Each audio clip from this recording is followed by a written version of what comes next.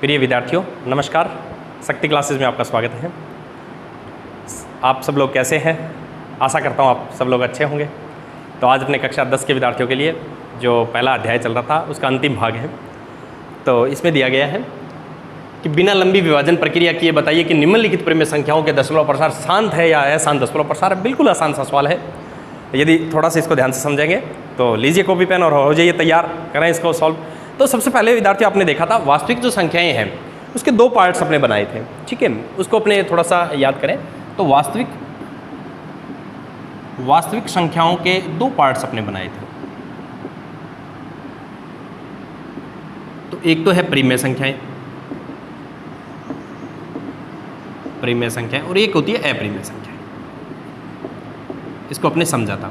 तो परिमेय संख्याएं वे है जिसको P बटा Q के रूप में दर्शाया जा सकता है, ठीक है। अब अपने जो मुख्य बात चल रही है वो परिमेय संख्याओं के बारे में चल रही है। ये कह रहा है परिमेय संख्याओं के दशमलव प्रसार, तो अपना ध्यान है वो यहाँ आ जाना चाहिए परिमेय संख्याओं के ऊपर, ठीक है। तो परिमेय संख्याओं के दशमलव प्रसार कैसे होते हैं? परिमेय संख्याओं के दशमलव प्रसार दो टाइप के होते हैं। एक तो है शांत दशमलव प्रसार, एक होता है अशांत दशमलव प्रसार। इसमें अशांत में भी अन्वसानी आवर्ती बोलते हैं, भी एक खंड है वो बार बार रिपीट होता रहेगा, ठीक है। तो इस तरह के दो तरह के दशमलव प्रसार है। अब अपना सवाल ये उठता है कि वो शांत कब होते हैं और अशांत कब होते हैं। ये है मुख्य सवाल भी अपना ये पार्ट्स कब आएगा, ये कब आएगा, ये किस बात पर निर्भर करता है। कैसे अपने को पता चले कि ये शांत है या अशांत है, बिना भाग दिए अपने इसको देखना चाहें तो इसका क्या मेथड होता है, ये अपना मुख्य सवाल आज उभर के आया है। तो चलिए इसको देखते हैं। कोई भी परिमेय संख्या उसको P बटा Q में अपने दर्शाएंगे, साधारण सी बात है। तो P बटा Q में आपने लिख दिया तो आपको सबसे पहले ये देखना है कि वो शांत है या अशांत है। तो उसके लिए आपका पहला कार्य ये रहेगा कि अपने P और Q के अभाज्य गुणनखंड करने होते हैं। और अभाज्य गुणनखंड भी ऐसे कर लेंगे अपने कि उसको सरल रूप आ जाना चाहिए। भी कोई भी गुणनखंड उभयनिष्ठ ना हो, या मैं यूं कह दूं कि सह अभाज्य होना चाहिए। जैसे 2/5 है, कोई गुणनखंड नहीं है। अब जैसे 2/10 है तो इसमें ये सह अभाज्य नहीं है, क्योंकि 2/10 है तो 2 और 10 को लिखेंगे 2 गुणा 5, तो इसमें ऊपर भी 2 आ रहा है नीचे भी 2 आ रहा है। तो इस तरह का केस नहीं होना चाहिए, ये भी अपने सॉल्व कर लेंगे। तो पहला केस अपने पास है कि सह अभाज्य होना चाहिए, P और Q सह अभाज्य हो। ये देखने के बाद अपने को देखना है, ये तो दोनों में अपने देखना ही है P और Q सह अभाज्य हो। इसके बाद देखना है कि यदि केवल और केवल 2 और 5 के गुणनखंड है, या तो 2 के हैं या 5 के, या 2 और 5 दोनों के हैं। यदि 2 और 5 के ही गुणनखंड है तो ये अशांत दशमलव प्रसार होगा। 2 और 5 के गुणनखंड हो,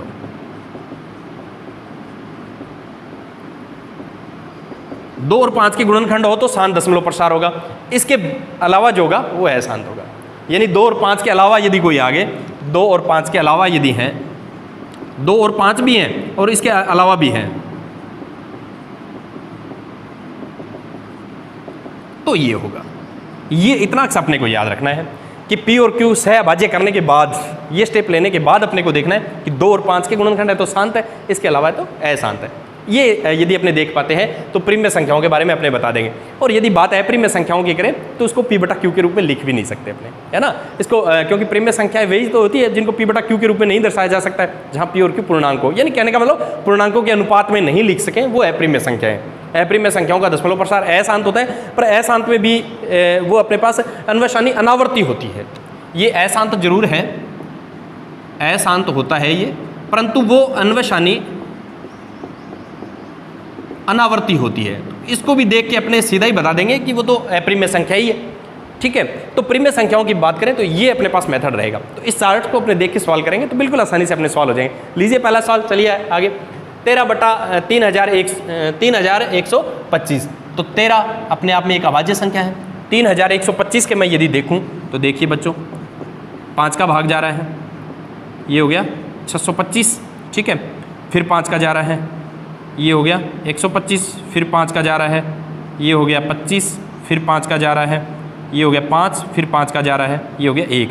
तो मेरे पास आ गए बच्चों इसमें 5 की घात 5। तो अब देखिए कौन सा केस है। या तो ये पहला तो अपने ये देख लिया P और Q सह अभाज्य, ये मेथड बिल्कुल सह अभाज्य। अब ये देखना है 2 और 5 के गुणनखंड है या इसके अलावा भी, तो केवल 5 के ही है। इसमें 5 है वो 5 बार आया है, तो 2 और 5 के अलावा कोई नहीं है। तो ये कैसा दशमलव प्रसार है? शांत दशमलव प्रसार है। ये शांत दशमलव प्रसार है। इस तरह से अपने इसको देखिए। अगला सवाल 17, 8 को लिख सकते हैं 2 की घात 3, तो इसमें केवल सह अभाज्य है ये दोनों भी, कोई गुणनखंड ऊपर नीचे कॉमन नहीं है। उसके बाद अपने हर में देखो केवल 2 की घात है, यानी 2 के ही गुणनखंड विद्यमान है। तो ये कैसा दशमलव प्रसार है? शांत दशमलव प्रसार है। ठीक है, इस तरह से अपने इसको लिख देंगे, या इसके नीचे भी अपने लिख सकते हैं, इसको यहाँ लिख देंगे, ज़्यादा बेटर रहेगा। यहाँ लिख देता हूँ शांत, ये भी शांत है, इस तरह से। ठीक है, चलिए इसको देखते हैं। 64 के यदि टुकड़े करेंगे अपने, तो अपने पास देखो बच्चों 2 का भाग दिया 32, 2 का भाग दिया 16, 2 का दिया 8, फिर 4 और 2। तो इसको यदि देखें तो अपने पास 6 बार आ गया, तो 2 की पावर 6। 455 में यदि मैं देखूं तो 5 का भाग जा रहा है, 5 का भाग जाएगा तो ये आ गया 91, फिर जा रहा है 7 का 13, तो 5 7 13 आ गया। तो देखो ये दोनों सहअभाज्य हैं, परंतु इसमें अब की बार क्या नया केस है? ये वाला है, 2 और 5 के अलावा गुणनखंड है। 2 और 5 के अलावा कौन है? 7 और 13, इसलिए कौन सा आ गया? अशांत दशमलव प्रसार आ गया, इस तरह से। ठीक है, चलिए अगला देखते हैं। 15 को मैं लिखूंगा 3 गुणा 5, और 1600 के यदि करें तो देखिए क्या आएगा निष्कर्ष मेरे पास। इसको यदि मैं देखूंगा तो मेरे पास आएगा इसका आधा 800, फिर आएगा 400, फिर आएगा 200, फिर आएगा 100, फिर आएगा 50, फिर आएगा 25, फिर आएगा 5 और 5। तो कहने का मतलब 2 कितनी बार आ गया? 6 बार आ गया। तो 2 आ गया 6 बार, 5 आ गया 2 बार। तो देखिए ये पहला केस, ये सबसे पहले तो ये चेक करना है ना अपने को कि पी और क्यू है वो सहअभाज्य होने चाहिए। तो देखिए इसमें सहअभाज्य नहीं है, तो 5 है वो ऊपर भी है नीचे, तो इसको सॉल्व करते हैं। सरल करता हूँ मैं इसको, 2 की पावर 6 5। अब देखो ये कैसा है? ये शांत दशमलव प्रसार है, क्योंकि इसमें 2 और 5 के अलावा कोई नहीं है। 2 है वो 6 बार आया है, और 5 है वो 1 बार आया, तो ये शांत दशमलव प्रसार है। चलिए अगला देखते हैं। 29 अपने आप में एक अभाज्य संख्या है, और 343 है वो 7 का घन होता है। 7 को 7 से करेंगे, फिर 7 से करेंगे तो 343। तो ये देखिए अब कैसा है? शांत है या अशांत है? ये अशांत दशमलव प्रसार है, क्योंकि 2 और 5 के अलावा है इसमें, तो अशांत है।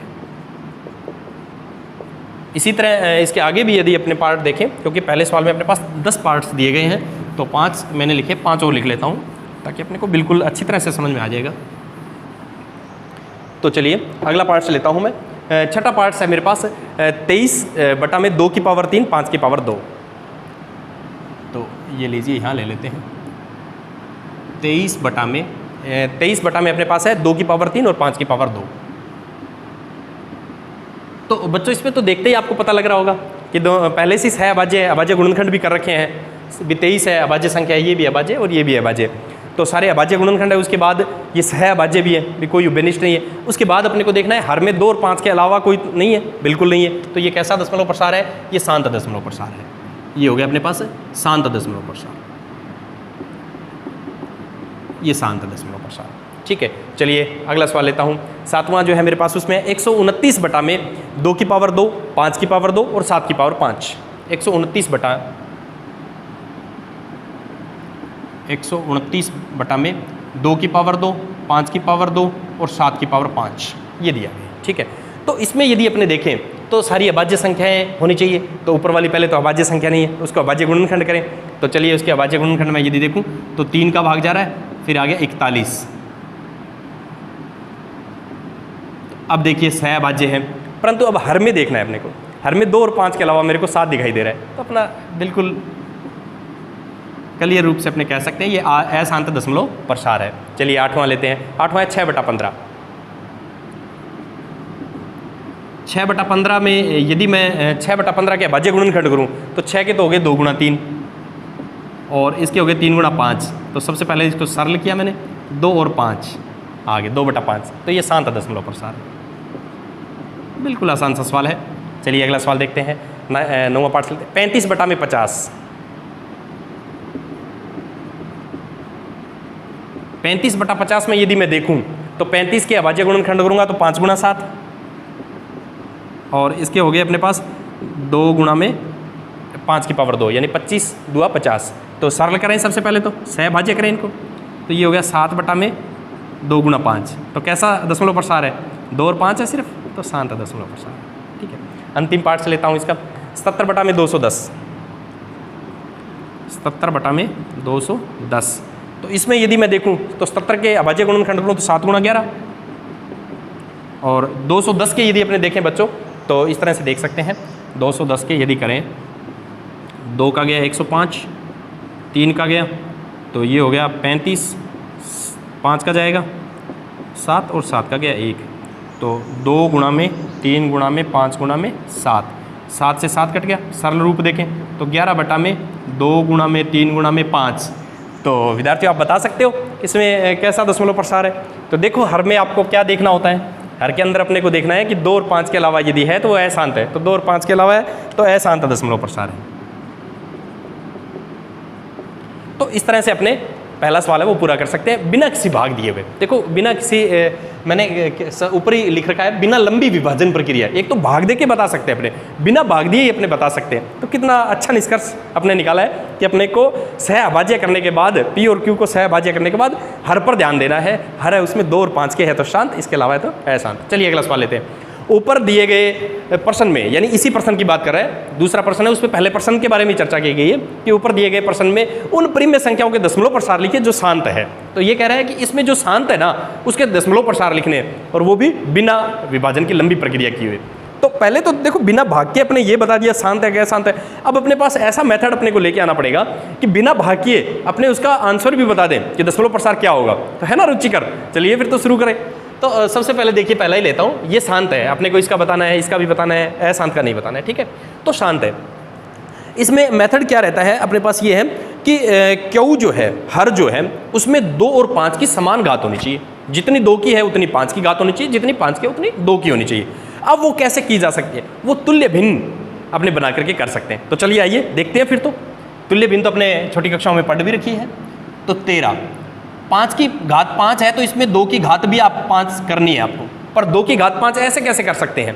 पर अपने को पता है ना तुल्य भिन्न का उपयोग, यदि तुल्य भिन्न बनाए तो कर सकते हैं अपने। 2 की घात 5 आपने नीचे लगाई है तो वो भी अंश में भी लगा दीजिए, ये लीजिए, ऐसे कर सकते हैं अपने। तो 2 की घात 5 को यदि अपने हल करेंगे तो देखिएगा 2 की घात 5 का क्या मान आएगा, ये लीजिए, ये है 2 की घात 5। तो 2 दूनी 4, दूनी 8, दूनी 16, दूनी 32, 32 को 13 से गुना करना है। तो 32 को 13 से करेंगे तो ये आ गया अपने पास 416 आ गया, ठीक है। 416, इसको ऊपर वाले को तो लिख दिया मैंने 416, और इसको लिख सकता हूँ 10 की घात 5। अब ये कैसे लिख दी मैंने, तो 5 की घात 5, 2 की घात 5, तो अपने पास घातें समान है तो इनके जो आधार है उनको गुणा में अपने लिख सकते हैं, क्योंकि ये पहले से गुणा में, तो इसको इकट्ठी करके घात को लिख सकते हैं। तो ठीक है, अब देखिए 416 बटा में 10 की घात 5 है। अब इसको दशमलव रूप में बनाना है। यहाँ पर महत्वपूर्ण बात यह है कि आपको सिर्फ ये देखना है कि 10 की घात कितनी है, 10 की घात 5 है, तो अंश में उतने ही अंक छोड़ करके दशमलव लगा दीजिए, आपका सवाल हो गया। चलिए फिर तो अब अपने को क्या करना है, 5 अंक छोड़ने हैं। 5 अंक है नहीं तो ये लो, 5 अंक बना लिए मैंने, ये आंसर आ गया इसका। तो यदि आप 13 में 3125 का भाग देंगे तो बच्चों यही आंसर आएगा। तो देखिए बिना भाग के अपने ये ज्ञात कर लिया। चलिए इसको देखते हैं। 17 बटा में 2 की घात 3, तो फिर 5 की घात भी 3, ऊपर भी 5 की घात 3। अब देखो 5 की घात 3, 5 5 25, 25 5 125, 125 को अपने 17 से गुना करेंगे। ऊपर वाले को मैं हल करना है ना, सिर्फ ऊपर वाले को हल करना होता है इसमें। तो चलिए 7 5 35, हंसा लगी 3, 14 और 3 17, हंसा लगी 1 और 8, ठीक है। तो इसको यदि मैं जोड़ूंगा बच्चों तो मेरे पास आ जाएगा इस तरह से 2125 आ गया, ठीक है। तो ये लो 2125, और 10 की घात कितनी लिखनी है, घातें समान है तो इकट्ठी करके लिख दें, तो 10 की पावर 3 लिख सकते हैं इसको। तो ये होगा 2.125, यानी 3 अंक छोड़ के मैंने दशमलव लगा दिया। क्यों 3 अंक क्यों छोड़े मैंने, क्योंकि आधार में 10 की घात 3 जो दी गई है। बहुत अच्छा, आपने सही अनुमान लगाया। चलिए आगे बढ़े। इसका अपने को नहीं बताना क्योंकि अशांत है, इसका बताना पड़ेगा बच्चों। तो चलिए अभी बता देते हैं। तो इसमें मैं लिखता हूँ 3, 2 की घात 6, तो 5 की घात भी 6 आपको करनी है। तो ऑलरेडी 5 की घात 1 तो दे ही रखी है ना, तो आप 5 की घात 5 ही लगाएंगे। ये लो, अब अपने को सबसे पहले तो 5 की घात 5 का मान ज्ञात करना है, फिर उसको 3 से गुणा कर देना है। चलिए ज्ञात कर लेते हैं फिर तो ये लीजिए 5 की घात 5 इस तरह से होती है बच्चों। इसका विस्तार यदि करें गुणनखंड रूप में। तो 5 पंजा 25, पंजा 125, 125 पंजा 625, 625 पंजा यदि अपने देखें तो यही तो है 3125, क्योंकि 5 की घात 5 ही तो थी ये। तो 3125 को 3 से गुणा करना है बच्चों, 3125 को 3 से गुणा कर देंगे। हंसा लगी एक 6 और 1 7, 3 9, तो 9375 आ गया। तो ये अपने को लिखना है 9375 बटा में 2 की घात 6 और यहाँ 5 की घात भी 6 है, इसलिए 10 की घात 6 हो गई है। अब 6 अंक छोड़ने हैं, तो 6 अंक तो है ही नहीं मेरे पास, अब क्या करें? है कोई विचार आपके पास? हाँ बिल्कुल सही कहा, 2 शून्य लगा लो पहले, बिल्कुल ये लीजिए 2 शून्य यदि मैं लगाई तो ये बन गया 0.009375। ठीक है, इस तरह से अपने इसको हल कर सकते हैं। तो ये दूसरा सवाल भी अपने इसी के अंदर हल कर दिया। अशांत है इसलिए बताना नहीं, ये शांत आ गया। फिर चलिए बढ़ते हैं उधर। तो ये है अपने पास 23, 2 की घात 3, 5 की घात 2, तो यहाँ मैं 5 की घात 1 कम है मेरे पास, क्योंकि अपने को 2 और 5 की घात समान भी तो करनी होती है ना। तो यहाँ पर 5 की घात 1 कम है, तो मैंने वो अब मेरी तरफ से पूरी कर ली, तुल्य भिन्न से मैंने ऊपर भी लगा दी। 23 को यदि मैं 5 से गुना करूँ तो 115, तो ये आ गया 115, 115 और ये हो गया 2 की घात 3 और 5 की घात भी 3, 2 की घात 3 और 5 की घात भी 3, इसका मतलब 10 की घात 3। बिल्कुल सही कहा आपने, 10 की घात 3। यानी अब बताइए बच्चों कितने अंक छोड़ करके दशमलव लगाऊं मैं? हाँ बिल्कुल सही कहा आपने, 3 अंक छोड़ के। कैसे पता चला आप सब लोगों को? आपने नीचे हर में 10 की घात जो देखी है, तो 10 की घात 3 है, तो 3 अंक छोड़ के दशमलव लगा दीजिए। तो ये लो, ये आंसर आ गया इसका। ये अशांत है बच्चों, अपने को करना ही नहीं है, क्योंकि अपने को शांत दशमलव प्रसार है, उन्हीं के दशमलव प्रसार जो लिखने हैं आंसर। तो ये देखिए, अब देखिए इसमें 2/5, तो जितनी 2 और 5 की घात है वो बराबर होनी चाहिए। तो यहाँ पर 5 अकेला है, तो 2 भी 5 की घात 1 है, इसका मतलब 2 की घात भी 1। ये लीजिए, तो ये हो गया 4/10, तो 10 की घात 1 ही है, या वैसे देखें 10 में 1 ही शून्य है, तो 1 अंक छोड़ के यानी 0.4। ठीक है, चलिए अगला देखते हैं। यहाँ पर तो बिल्कुल आसान सा है अपने पास, 2 और 5 बिल्कुल घात बराबर है, तो अपने इसको लिख सकते हैं 2 पंजा 10, तो 7/10, 7/10 का मतलब हो गया 0.7, यानी 1 अंक छोड़ के। तो इस तरह से बच्चों आपका दूसरा सवाल भी पूरा हो गया, समझ में आया होगा। चलिए बढ़ते हैं आगे। अब अपने लेते हैं इसका अध्याय का अंतिम सवाल। तो बिल्कुल आसान सवाल और बहुत ही रुचिकर सवाल दिए गए हैं आपकी इस बुक में। तो यदि आप थोड़ा सा इसको ध्यान से इस वीडियो को देखेंगे तो आपको समझ में भी आएंगे और समझ में आ भी रहे होंगे। चलिए लेते हैं अगला सवाल। अगला सवाल मेरे पास दिया गया, कुछ वास्तविक संख्याओं के दशमलव प्रसार हैं वो आपको नीचे दर्शाए गए हैं, यानी सवाल में लिखे गए हैं। ठीक है, तो निर्धारित करना है आपको कि ये जो संख्याएं हैं वो प्रिम्य संख्या है या अप्रिम्य संख्या है। ठीक है, एक तो पहला कार्य, यदि ये प्रिम्य संख्या है तो आप P/Q के रूप में लिख सकते हैं उसको। फिर आप Q के गुणनखंडों के बारे में आपका क्या विचार है, ये सवाल है। तो चलिए मैं इस सवाल को लिख भी लेता हूँ। तो अपने लिखे, कुछ वास्तविक संख्याओं के दशमलव प्रसार नीचे दर्शाए गए हैं। कुछ वास्तविक संख्याओं के दशमलव प्रसार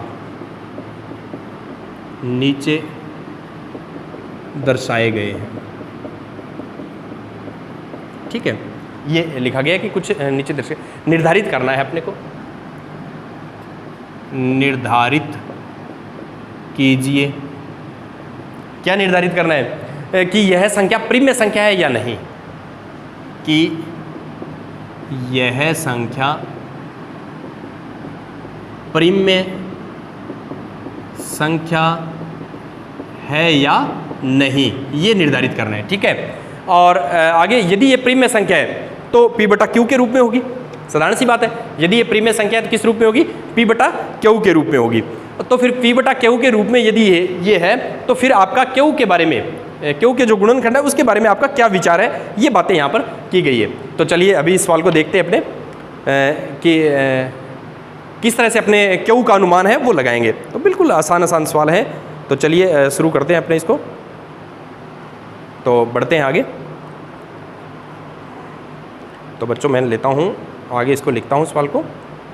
ठीक है, तो ठीक है, प्रिम्य संख्या है या नहीं है, ये है। यदि ये प्रिम्य संख्या है, यदि यह प्रिम्य संख्या है तो, यदि प्रिम्य संख्या है तो p बटा क्यू के रूप में अपने दर्शाएंगे, है तो p बटा क्यू का रूप है। ठीक है, यदि प्रिम्य संख्या है तो p बटा क्यू का रूप है।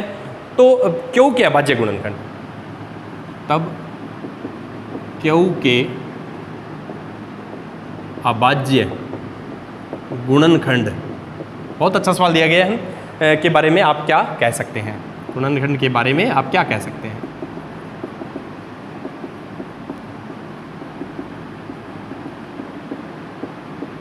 ये सवाल है बच्चों।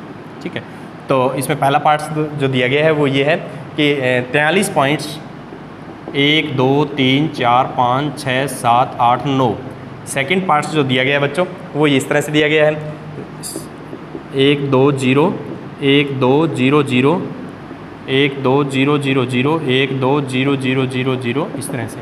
और अंतिम पार्ट जो दिया गया है बच्चों वो इस तरह से दिया गया है 43 पॉइंट्स 1 2 3 4 5 6 7 8 9, इस तरह से ये दिया गया है बच्चों। इसके बारे में अपने को बताना है। तो बिल्कुल आसान सा सवाल है।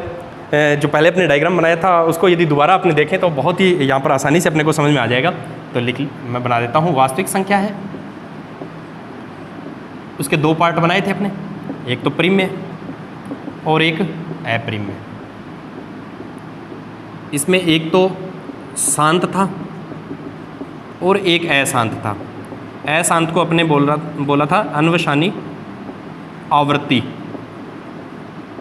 और ये अशांत था जिसको अपने बोला था अन्वशानी अनावर्ती, अन्वशानी अनावर्ती। अब इसको यदि देखेंगे तो बिल्कुल आसानी से अपने को समझ में आ जाएगा बच्चों। तो देखिए पहला पार्ट से लेता हूँ। 43 पॉइंट 1 2 3 4 5 6 7 8 9, यहाँ पर शांत हो गया है, ये बिल्कुल आगे नहीं बढ़ रहा है, रुक गया है, भी एक अंतिम छोर इसका आगे है विभाजन क्रिया का। तो यदि डैश डैश दिया होता तो ये आगे बढ़ रहा होता। ठीक है, तो ये रुक गया है, तो इसका मतलब ये शांत दशमलव प्रसार है। शांत दशमलव प्रसार है तो ये कौन सा है? प्रिम्य संख्या है। ठीक है, तो अपने लिख सकते हैं इसके बारे में कि ये शांत दशमलव प्रसार है। ठीक है, अब यदि यही तो दिया गया है कि नीचे वास्तविक संख्याओं के दशमलव प्रसार दिए, वास्तविक संख्याएं ये सारी प्रिम्य और अप्रिम्य संख्याएं हैं। ठीक है, तो इसमें संख्या प्रिम्य संख्या है या नहीं है, पहले तो ये बताना है, ये पार्ट्स है कि प्रिम्य संख्या है या नहीं है। तो देखिए शांत दशमलव प्रसार है, शांत है तो ये प्रिम्य संख्या है। तो पहला आंसर तो अपने आ गया प्रिम्य संख्या। ठीक है, ये आंसर आ गया प्रिम्य संख्या। प्रिम्य संख्या है या नहीं है, और यह प्रिम्य संख्या है तो p बटा क्यू का रूप है। बिल्कुल, यदि ये प्रिम्य संख्या है तो p बटा क्यू का रूप है। अब ये कह रहा है कि क्यू के अभाज्य गुणनखंड के बारे में आपका क्या विचार है। तो ये देखिए फिर अपने पास शांत जो होता है उसमें केवल 2 और 5 के ही गुणनखंड होते हैं। क्यू है वो 2 और 5 के रूप में ही होता है, इसमें 2 और 5 के अलावा होता है, 2 और 5 के अलावा अभाज्य संख्या के गुणनखंड होते हैं, और इसको p बटा क्यू के रूप में लिख भी नहीं सकते। तो अब ये अपने पास पहला है तो इसमें केवल 2 और 5 के ही, यहाँ क्यू में केवल 2 और 5 के ही गुणनखंड विद्यमान है। ये आंसर आ गया इसका, ये कह सकते हैं अपने के ही गुणनखंड विद्यमान है, ये कह सकते हैं। कब? जब वो सहअभाज्य हो, p और q सहअभाज्य, उसके बाद इसमें q में केवल 2 और 5 की। चलिए नेक्स्ट देखते हैं, ये कैसा दशमलव प्रसार है, ये वाला केस आ गया है, अन्वशानी अनावर्ती है, तो ये एक अप्रिम्य संख्या है। ठीक है, तो इसको यहाँ लिख देते हैं अप्रिम्य संख्या। अप्रिम्य संख्या है तो इसको p बटा क्यू में लिख ही नहीं सकते, क्यू के बारे में अपना कोई विचार नहीं है। फिर अब देखिए अगला, ये कैसा दशमलव प्रसार है, 1 2 3 4 5 6 7 8 9, ये पुनरावर्ती खंड है इसमें, तो ये वाला केस है, अन्वशानी आवर्ती है, ये वाला पार्ट्स है। तो ये कैसा दशमलव प्रसार है? अशांत यानी अन्वशानी आवर्ती है, तो ये प्रिम्य संख्या है। ठीक है, तो इसको लिख देते हैं प्रिम्य संख्या। अब क्यू के बारे में अपना क्या विचार है? इसमें 2 और 5 के अलावा भी अभाज्य संख्याओं के गुणनखंड विद्यमान है। यहाँ क्यू में 2 और 5 के अलावा भी अभाज्य संख्याओं के गुणनखंड विद्यमान है, इस तरह से अपने कह सकते हैं बच्चों। तो इस तरह से अपना ये पहला अध्याय पूरा होगा। मेरा विश्वास आपको समझ में आया होगा। और यदि अभी तक आपने इस चैनल को सब्सक्राइब नहीं किया है तो सब्सक्राइब कर लीजिए, ताकि आने वाली वीडियो है वो नियमित आपको मिलते रहे और अपना अध्ययन है वो जारी रहे। अब मिलेंगे नेक्स्ट चैप्टर में, तब तक के लिए धन्यवाद।